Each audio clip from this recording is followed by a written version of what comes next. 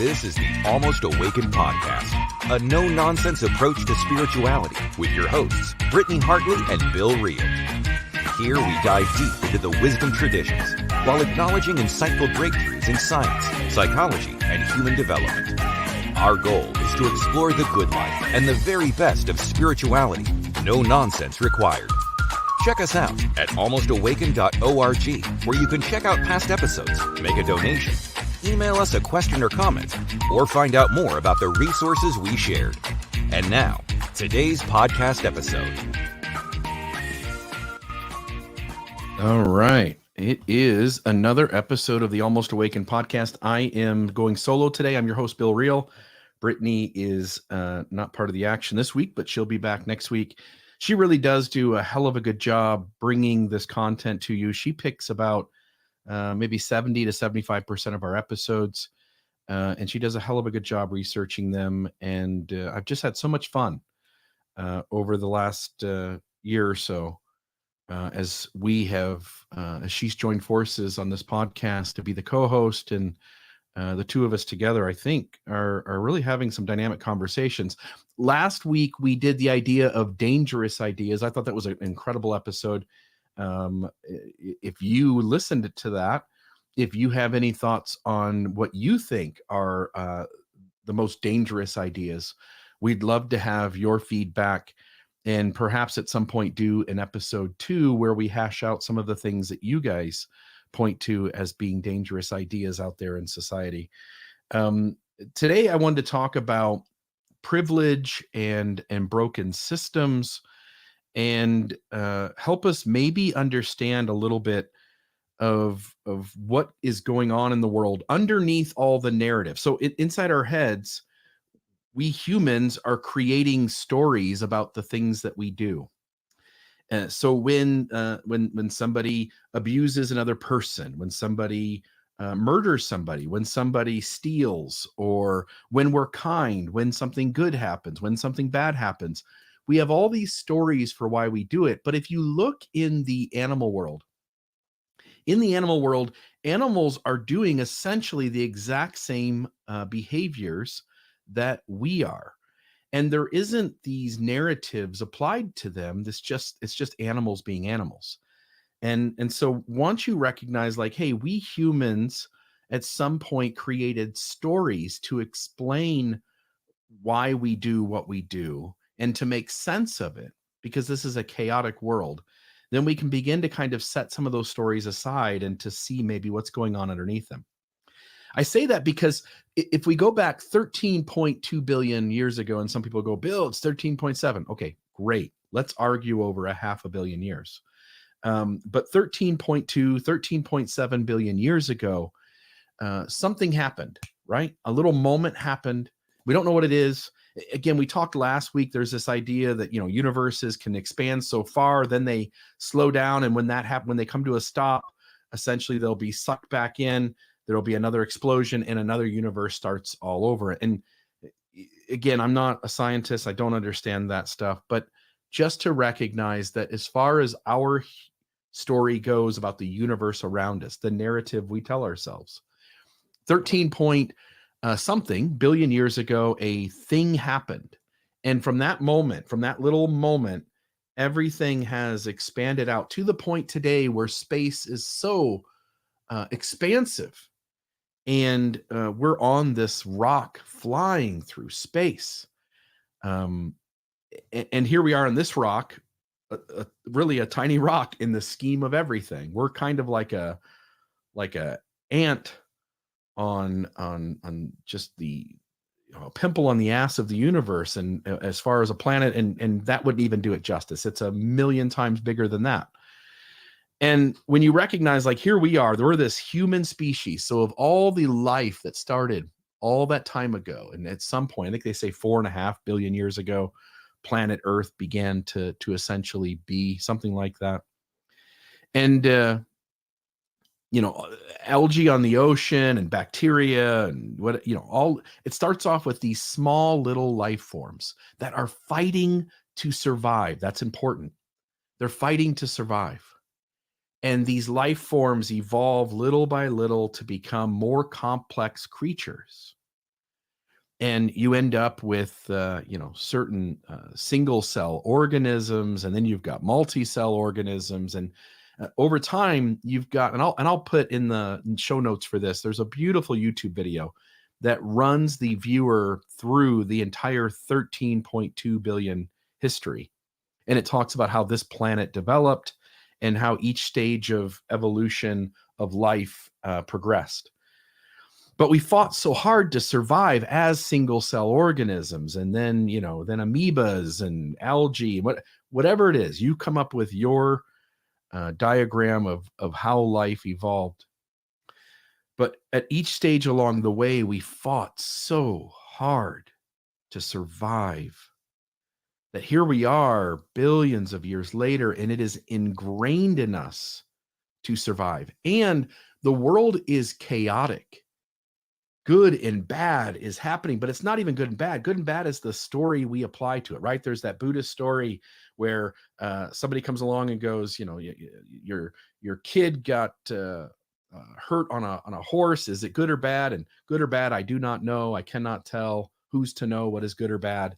And then the next stage is that injury keeps him from going into the military of that country. So the neighbor comes along and goes, man, isn't that good? And the father goes, is it good? Is it bad? Who knows? And by him not going to the military, he ends up contracting an illness that because there's a sickness in the town. And so the son ends up dying, and neighbor comes along and goes, isn't that bad? And is it good or bad? Who's to know?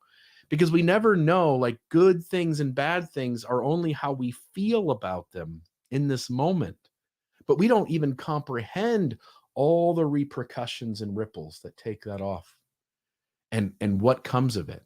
And so some moment in our life we perceive as bad might have been the catalyst for the most amazing things to happen a few years from now.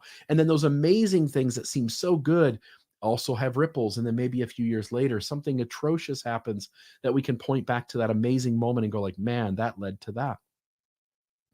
And so here we are inside our heads as human beings, and we're trying to make sense of this chaotic world around us, because the universe, the world in front of us, is unfolding right in front of us, just as it is.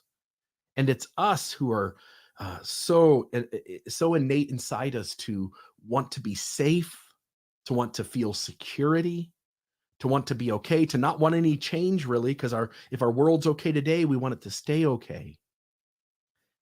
And so over the course of billions of years, whatever we are and whatever we came from behind us, it is innate in us to want to be safe, secure, and to perpetuate and to survive. And along the way, human beings came up with language. So for the first time, we could start to apply stories to why it is that we do what we do. Do we think that other primates have complicated stories about who they are and where they came from and where they're going? They don't. They can pass along a basic amount of information, and they too are dealing with their feelings, right? So the silverback gorilla feels a disturbance inside of him, and he takes it out on the rest of his family. And we humans are doing much of the same behaviors, and we have these complex stories about what we do and why we do it. And so I'm setting up the conversation because what I want to do is I want to talk about privilege for a moment. And I want you to comprehend it, because privilege is so important to understanding why humans do what they do, and to understand the entire animal kingdom also is doing it. So this world is so harsh, right? We're lucky as humans. We build ourselves houses. We go to the grocery store to grab food. We work 8 hours a day so that we can make some money, so that we can pay for the roof over our head and the food on our table. And if we're lucky, we're born in the right place at the right time, because it could have been a different place and it could have been a different time. And by being born at the right place in the right time, you have a little extra income. So we do things called vacations, or we buy nice cars, or we get a new piece of furniture. And we're constantly wanting to buy things to establish, like, oh, like maybe this thing will help me feel happier and safer and more secure. And then we buy that thing and it doesn't really do much for us for very long. And we occupy our time with video games and entertainment and watching sports on television or going to an event because we have so much time, so little time to spend on this planet, and we want these present moments filled with entertainment. So we play Farmville or Angry Birds on our phone for hours because we want to feel okay, safe, secure, and be entertained, knowing that this world is harsh. And so there's a certain amount of trauma that comes to us human beings, regardless of how we live out our life, right? Like there is a certain amount of trauma that we all collectively have to take on. Even just the process of a person being born into this world is traumatic. This baby, and who knows how the baby feels about being in a belly for 9 months, right? There comes some point where that I'll say creature has some sort of consciousness and some sort of awareness. Do we think they enjoy being in the belly? Are they pleasantly happy? Or is it uncomfortable to be bunched up? Is it uncomfortable to be encased in a small space? Is it uncomfortable to be in this darkness and have these weird noises that are just outside of you that you can't tell what they are or what's going on? And we don't know how to even make sense of that, but we know that the birthing process of a child is traumatic for both the child and the mother. But such is to be human. And so there's this certain amount of trauma that we collectively agree to take on ourselves as humans, and we can't even pass it off. It's not even really like, oh, I agree and you agree. It's like, hey, shit's going to happen and we're just going to have to deal with it. And if we go back 200,000 years or 20,000 years and we think about whatever we were then out on the Serengeti trying to survive, we had just come out of the trees and some of the forest land had receded. And so here we are walking upright on the savannah or the Serengeti.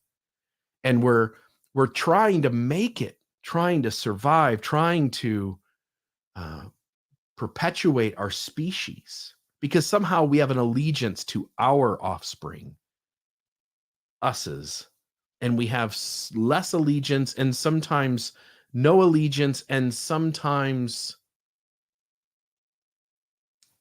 bad wishing upon the thems, right? There's the us's and the thems. And so as our species is trying to survive and as we create language, we begin creating myth stories about who we are and what we are and where we came from and where we're going. Because myth stories were one of the best technologies in order to pass down narratives that would help the next generation be able to discern us's and thems, good and bad, rules and rule breakers, like rule keepers and rule breakers, and which rules are good and which ones aren't. And when you recognize like the rules that us as a society create, we create rules for the people collectively to be able to survive, perpetuate, and pass along the technologies that are necessary for us human beings to survive in our group. Not those human beings over there in their group, they're them and we are us. And you recognize that like, again, thousands of years ago, we didn't have homes, we didn't have jobs, we didn't even have governments or systems. We were just some sort of species trying to survive, and we had our own group that we collaborated with, that we worked together with. But the world was harsh. It wasn't easy to come by food. It wasn't easy to secure safety. So we sat inside of a cave or we sat outside around a fire, but we did the best we could. And wherever we could create additional safety, anywhere we could make this harsh world, let it be less apparent to us how harsh it was and how much chaos and complexity there actually was in the world, we did it. We tried to avoid that. We didn't want to deal with the harsh realities as much as we could avoid it. And so every human being is going to go through this life being traumatized.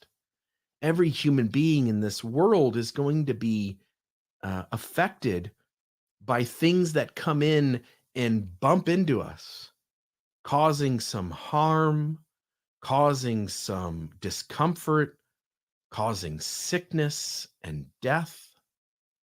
Can you fathom 10,000 years ago how common death was with all the ages? How many babies died in the birthing process? How many mothers died in the birthing process? How many children died being eaten by animals as they wandered just beyond the safety of the tribe? Do we fathom how much violence there was from one tribe to another? And so we created systems to create safety. These are the systems and these are the rules, and here's how we'll engage each other. Because we're trying to create the appearance of order, the appearance of safety. But in the midst of it, there is trauma, and we have no choice but to accept a degree of trauma being imposed on us by the world unfolding right in front of us. So I want to talk for a moment about privilege. Privilege is the ability to avoid some of that trauma by which another person or collection of humans have to take it on.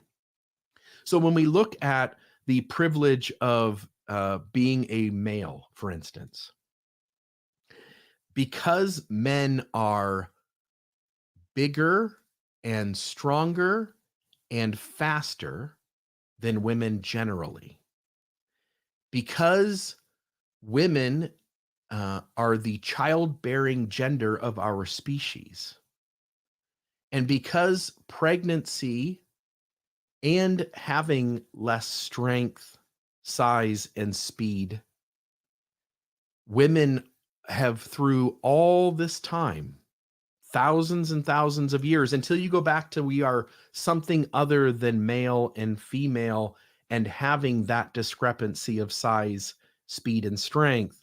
From the moment that discrepancy showed up on the scene, women, in order to survive, were more reliant on men.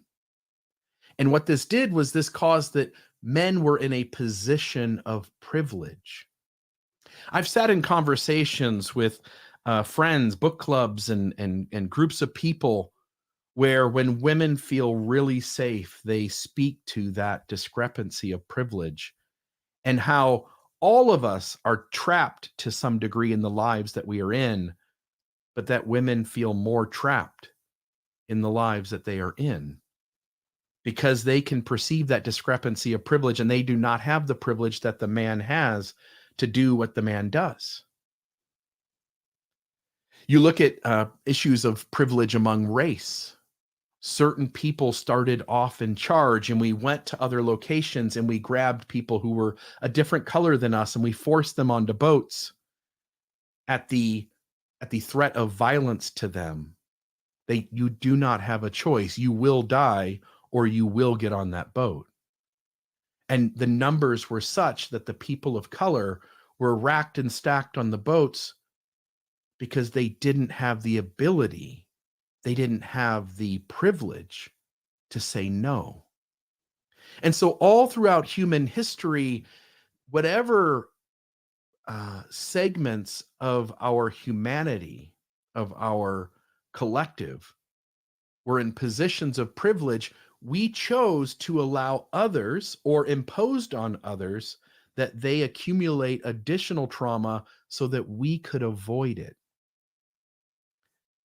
You see, every time other groups because I'm a white, European, cisgender male who happens to be born in a country that that has things pretty good for me. Because of that, I'm privileged, and by that it means that I'm able to avoid the hardship and traumas of this world to a greater degree than others, and those others have to take on additional difficulty, trauma, hard times, less opportunities. So when you sense that as you walk through this life, if you'll just sense the privilege that you have, that others don't have it as good because they can't have it as good so that you can, you begin to sense the real unfairness of it. When I hear about systemic racism, there are people out there who, and I didn't have this in the outline, so I'm going to try to riff on this for a moment, and we'll see if this makes sense. When people talk about systemic racism, there are groups of people, or there's a collection of people who go like, systemic racism isn't real. There are even people of color who say systemic racism isn't real. And the argument is that we live in 2022. There is equal opportunity. If a person in Compton, if a person of color in Compton, California wants to go to college, they have the ability to go to school, get their grades just as good as somebody in Connecticut, and be able to go to college, get an education, get a job. And the world is set up that if they will make the effort, that they will be able to have that opportunity the same as the rest of us. And I think you intrinsically, if you sit with it for just a moment, you intrinsically understand that that's bullshit. That because we went to another country and we took a people of a different color and we racked them and we stacked them on boats, brought them over here and enslaved them. You have to wrestle with the idea that how long does it take for you to take those people who you enslaved, you free them sort of. How long does it take them to enjoy the same benefits of society that you enjoy? And the reality is they're not caught up yet. And we've made it difficult for them to catch up. And so systemic racism is the idea that there's a certain amount of time that has gone by. So again, we go slavery from the 1800s, right? And earlier. And then we go like, okay, but now there's equal but separate, right? So they're using different water fountains. People of color have to use different water fountains. They have to go to different schools. They have to live in poorer neighborhoods because they're not paid as well. And now we fast forward and we go like, did they get them? Are they out of those neighborhoods yet? Do they have equal quality hospitals? Do they have equal opportunity to good school systems? Is the amount of violence the same in their neighborhood as mine? And as you sit with that question and you really go like, oh, let me go back in time and see what we did to them, and let me go through each moment and just recognize like what progress has been made. And the reality is, in this moment, collectively, they're still in poorer neighborhoods. They still have worse hospitals. They still have lower quality school systems. They still have less opportunity. They have more stress on their lives due to the lack of education and violence in their communities. So we're not there yet. There's still systemic racism. And the rest of us go like, oh, I don't want to sacrifice my good hospital. Like, I want to continue to live in my good neighborhood. And I'm not saying that like, oh, let's swap it out. Like, we'll all move to your houses and you move. That's nonsense. But can you sit with a moment with how privilege works? Privilege is the ability to avoid or pass along hard things, trauma, difficulty to someone else, to allow some other group to deal with it. And I want to take it from there to this idea of systems. There are tons of systems out there. And I often sit with people as we have great, deep conversations and to talk about how, like, systems built themselves the way they did, like the United States of America or the Episcopalian Church or the Rotary Club or the you name it. Like, pick any group or system that has an organization. Those systems have built themselves certain ways, right? And when we look at systems, systems uphold certain people. Like, we could have built a system that took the wisest among us and made those folks the decision makers. We could have created systems that valued wisdom, that valued uh, uh, the policymakers being the people who could best deal with the disruptive feelings from the world around it and be able to be the most calm and wise in making decisions. But that's not what we did. Look around. Look at the political parties in this country and who leads them and who on November 2nd of any given year, on the first Tuesday of any November, and look at what our options are in terms of who we can elect and who we don't even have a chance to. Like, the system puts out front the people that tend to be very similar to the people that we've had before running these systems. Because the people in power, the people with privilege, those folks are supported by the system and they sure as hell don't want it to change. And so you're brought to believe you have this significant choice. Like, here's these 10 candidates and I can pick the best human being, and if we all collectively vote for the best human being, but then you don't recognize, like, money and power deeply impact who the final choices are in the primaries, in the final election. The system is made to put forth the people that it does, and the people that it does are never the folks who are really level-headed and mature and wise and responsible and ethical and moral. It doesn't bring those people to the forefront. And if you notice, those people generally don't win. And when they do win, they are castigated within our society by the media to the point where we all lose trust in them quickly and we move back to doing something else again. But we could have built this world a million different ways, right? We could have a system that solves the problem of supporting people with mental illness. Not that we can necessarily solve mental illness yet. We are on that track, by the way. But we could have a system that is much more supportive and healthier to folks of mental illness. We could be much better to folks in poverty. We could do better than we do. And yet we kind of go like, well, we're doing all right. Let's just keep this system. Because there are people at the top of the system who are appreciative that the system works the way it does, because they get their nice cars and their fancy boats and their big houses. They get to have their nice things and live longer, having access to greater health care. They get to get better education. Hence, they get a better chance that their kids get to be in a good situation and their grandkids get to be in a good situation. And those folks in power aren't going to give that up because the system works for them. And I think to myself, like, again, we have this survival mechanism inside of us. I want to be safe. I want to be secure.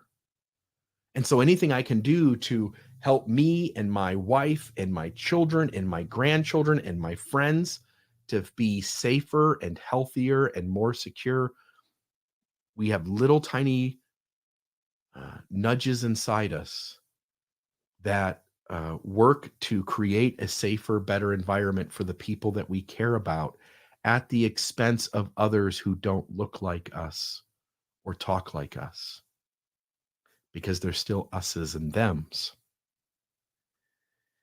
And so when you recognize that we could have thousands of years ago heavily valued systems that made the wisest of choices. We look around at Russia fighting with Ukraine right now, and you recognize what ego, when out of control, does. And let's be honest, for almost all of us, our egos are out of control. I was thinking about Jesus. I put a post on Facebook today. If you were to take away anybody listening who has any interest in Christianity at all, believer or not, I dare you to try and take all your lenses away and sit down with the New Testament and read it for the first time with new eyes. Read the New Testament going, all I want to do is I want to say, like, look, I'm not going to believe anything anybody told me. I'm going to read the New Testament and I'm going to try to get at the heart of who Jesus is. And what you realize when you read the New Testament and you shed all of your prior lenses as much as possible, you realize that Jesus of the New Testament, whoever he was, this Yahshua Bar Yosef, he was a itinerant preacher who rebelled against the system. He was a Jew who said, I don't like the way this Jewish system works. And every time some conflict happened, he would speak out, trying to get to turn the system on its head and trying to call attention to the egoic behaviors of the leaders of that system.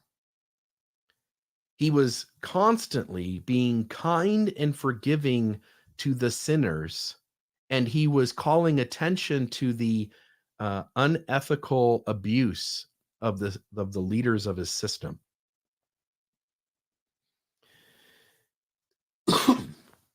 Excuse me. And he dies, and whatever that is. Again, I don't believe he rose in 3 days, but you can believe whatever you want.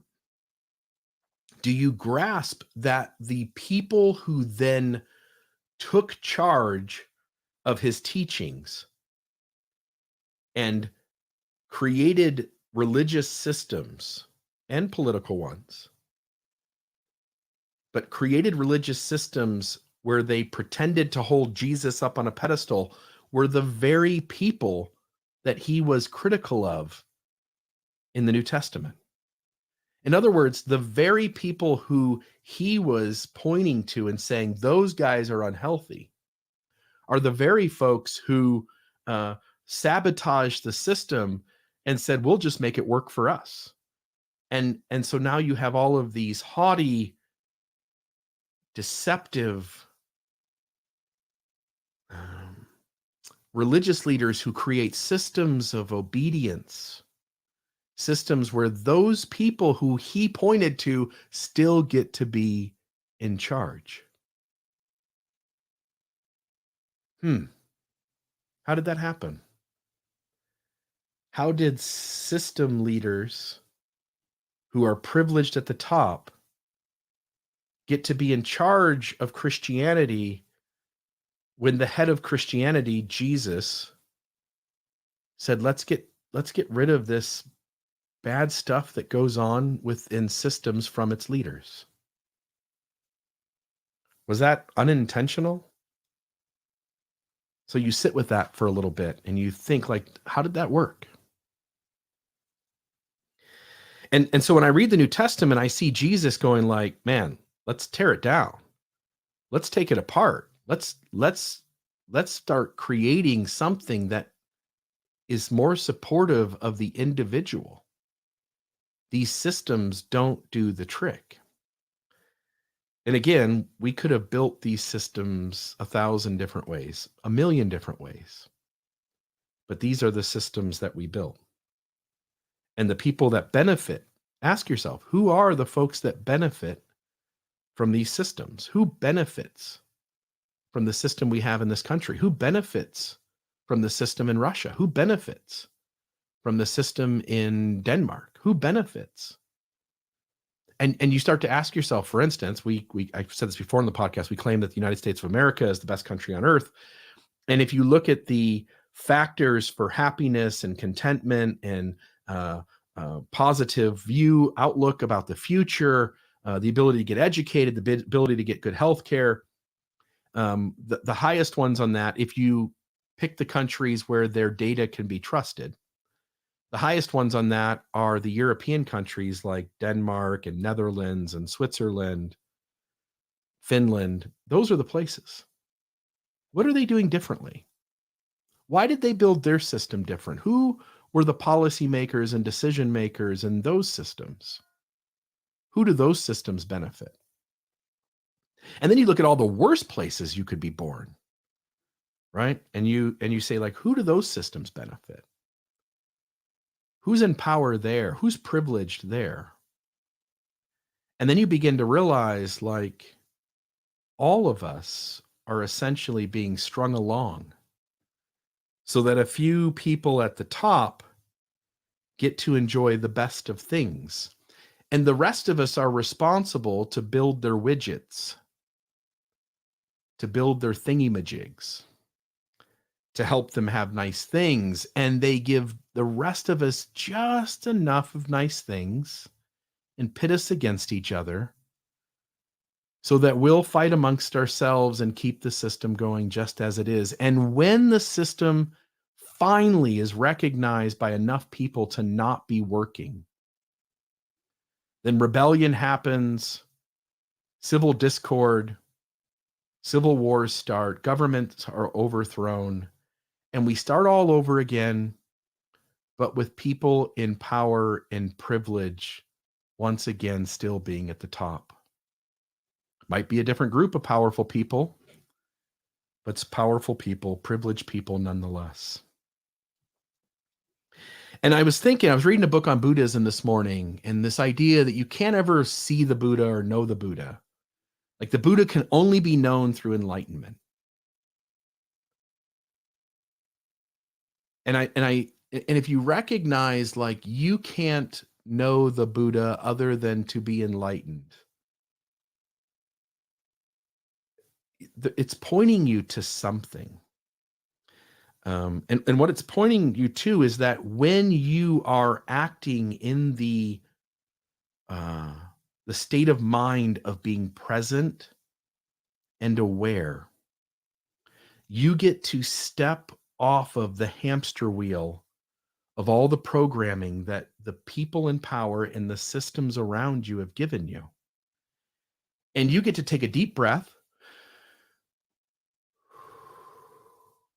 and realize that you are right here, right now, that you're all by yourself and you're connected to everything around you. And that in this moment, you get to show up being your best and wisest self. One of the things I constantly try to talk about when I'm in conversations with people is the idea that you are in a play. You are. You're the observer inside your mind. You're the observer who's watching the world unfold in front of you, and you've got thoughts that come into your head that you have really very little control over. I don't believe there's free will. But in the midst of all of that, you can take a deep breath in this moment, and you can do this moment with intention. You can do this moment with compassion. You can do this moment with kindness, because you're just an actor or an actress on the stage of this world play. You play a part, and you could this day be 100-fold more intentional, more present, more aware as you enter this day of acting out on this stage in front of the world, and you get to be whatever person it is. So let me say it differently. Sometime today, something's going to happen that's going to make you feel discomfort. You're going to have feelings of anxiety. You're going to have feelings of sadness or hurt or confusion, disruption of some sort, one sort or another.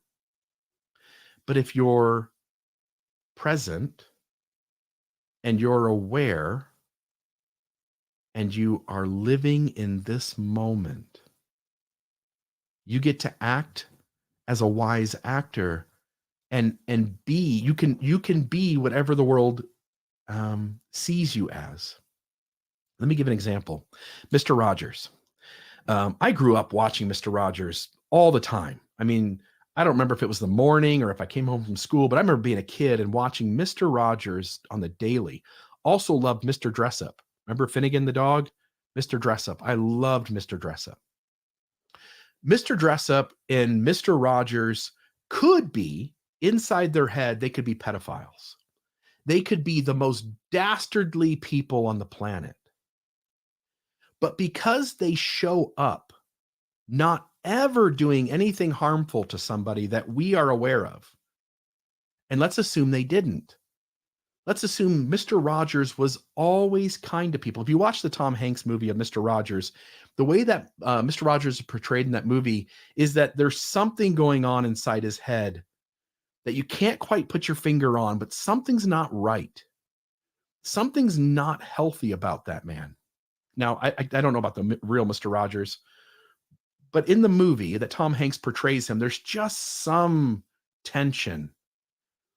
But every instance that Mr. Rogers is given the chance to act out in the world, he acts with integrity, kindness, compassion, understanding, acceptance, love. And so we watched him as an actor on the stage of this life. And he's one of the folks we go like, man, that guy was just amazing. And he just did the right thing at every turn. You have the ability, if you are present, to do the right thing. And your capacity to be good in the world, to be affecting the world for good, increases exponentially when you're present and aware, recognizing that you get to be intentional in this moment.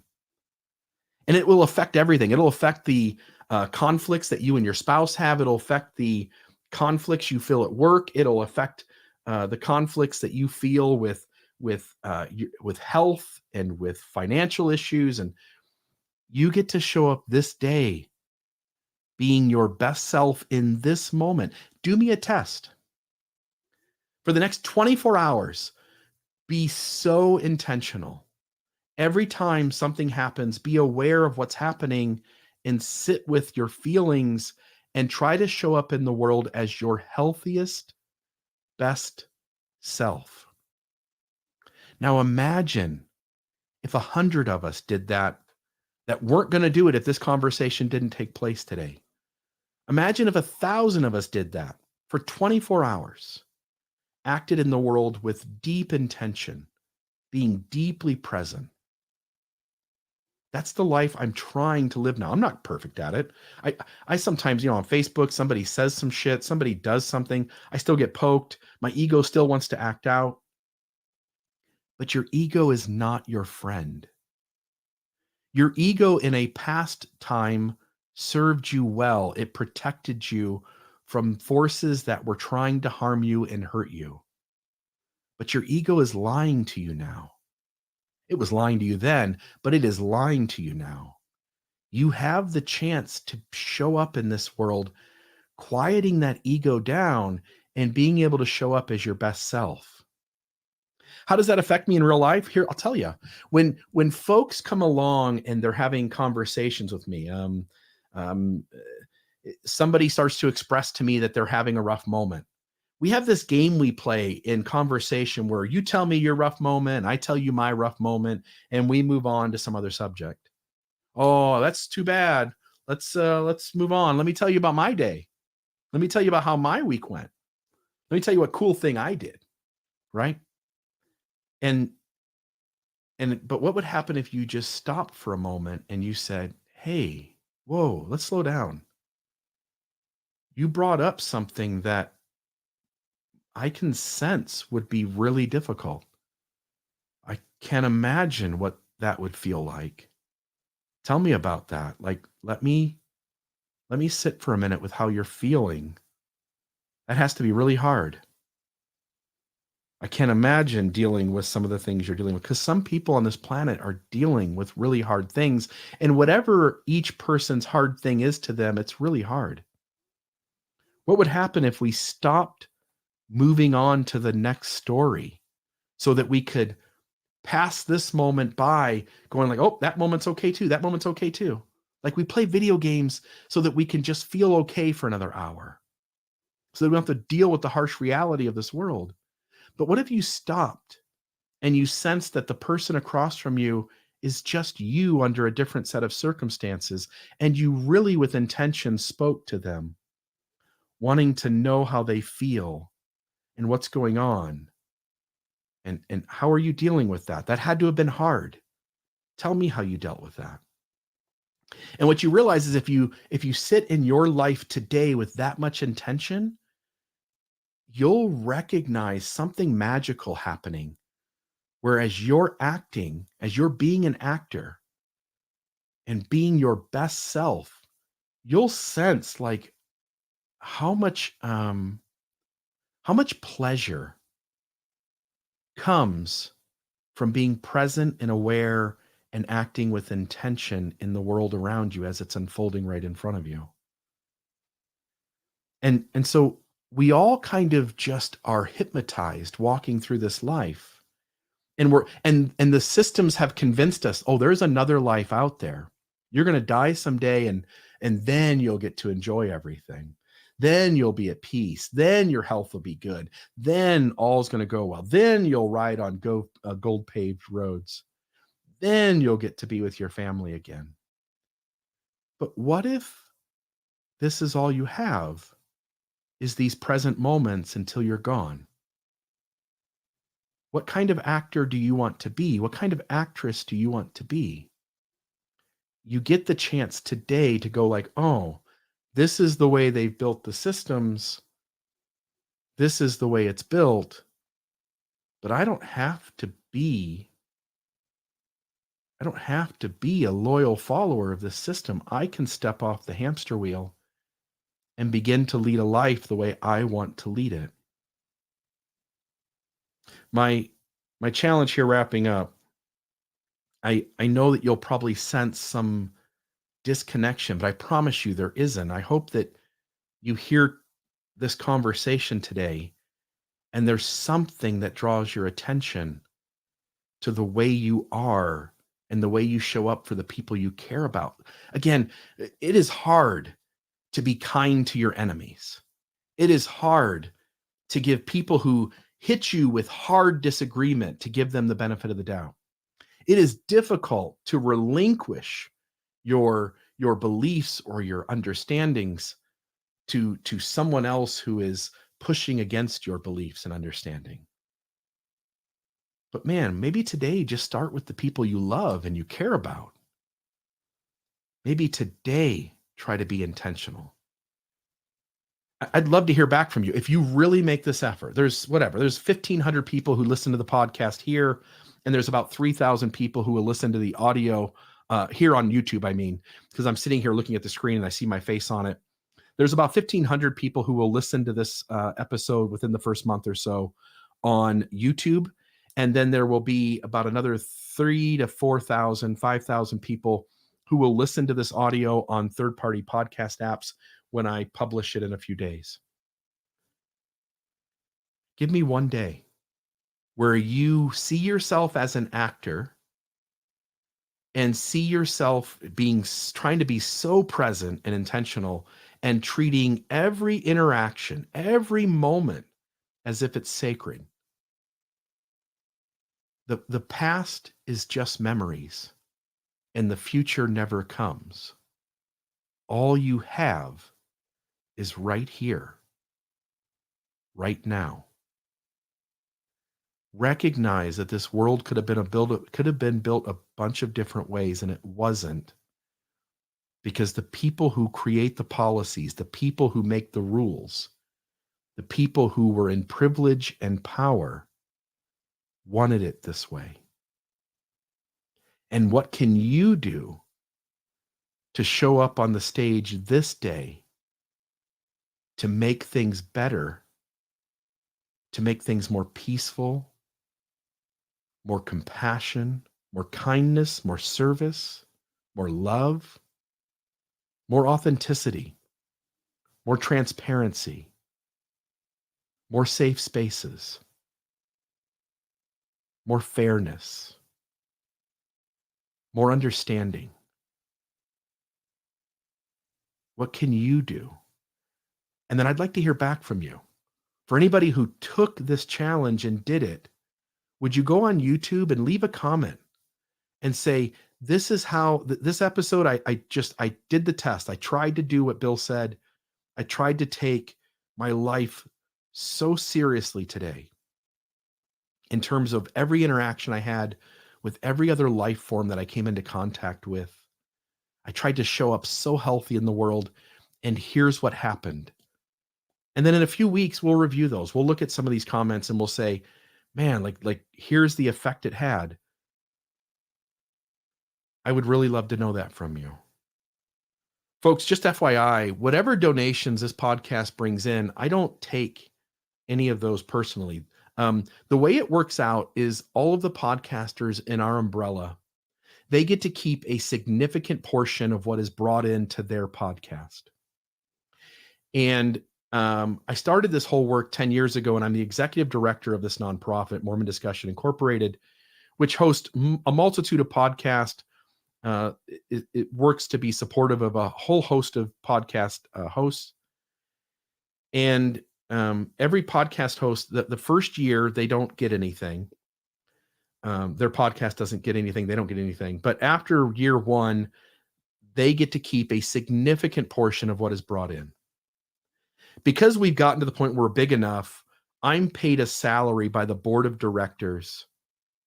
And that salary, it's not impacted per se at this point by what is brought into any of these podcasts. So Scott Dyer, who's the Rameumptum Ruminations, he just passed the 1 year mark, and he currently gets that significant portion of what is brought into his podcast.